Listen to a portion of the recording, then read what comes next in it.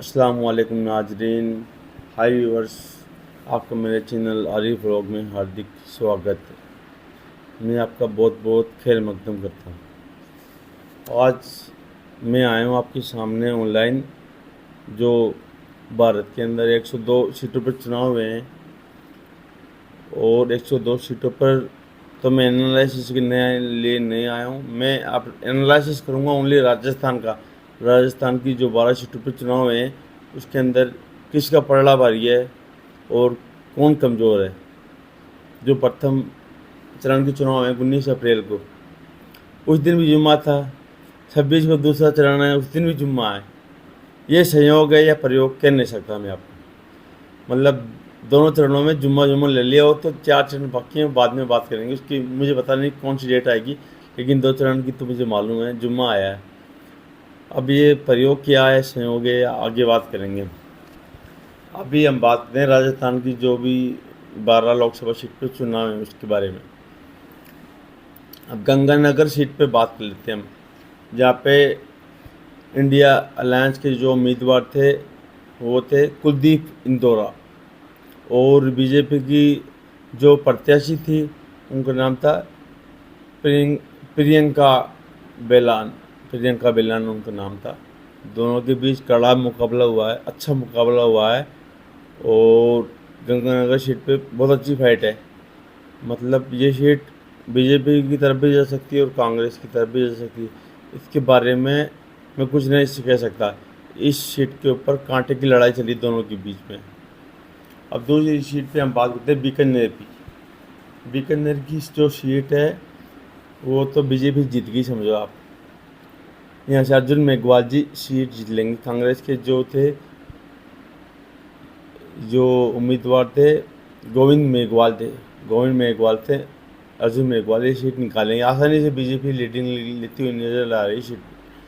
अब चूरू की बात करें तो चूरू में इंडिया गठबंधन के प्रत्याशी थे राहुल कुशवाहा, जो 2 बार 2014 और 19 में बीजेपी की तरफ से सांसद थे। इस बार उनको टिकट काट दिया गया। उनका टिकट क्यों काटा गया आपको मालूम है? क्योंकि उन्होंने तारानगर सीट के ऊपर इसका राजेंद्र राठौर को हराने के लिए बुढ़ानिया का साथ दिया था, इसलिए इसका टिकट काट दिया। और जो मौर्य उल्लू आया, मौर्य को फेमस किया जिसने, वो है राजेंद्र राठौर।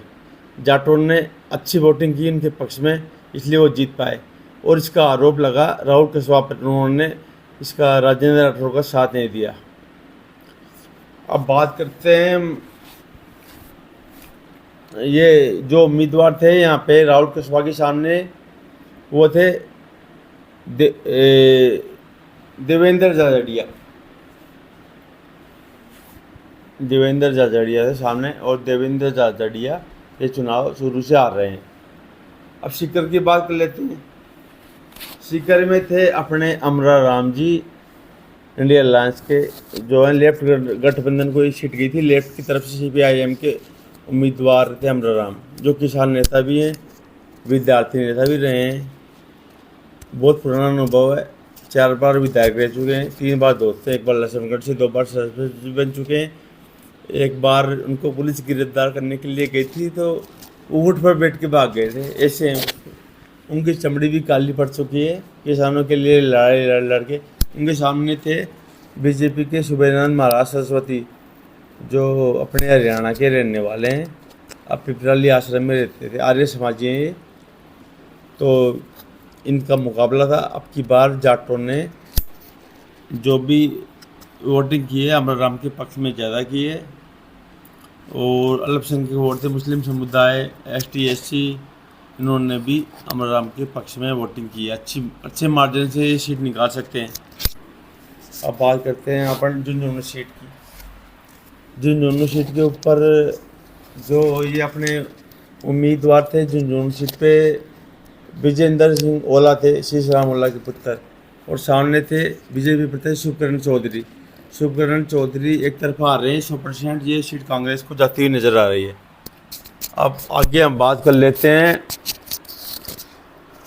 अगली सीट की।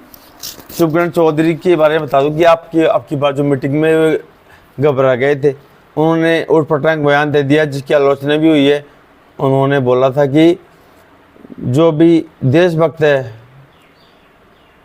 और देश से प्यार करता है और धार्मिक भी है, जो मोदी को वोट नहीं देगा वो देशद्रोही है।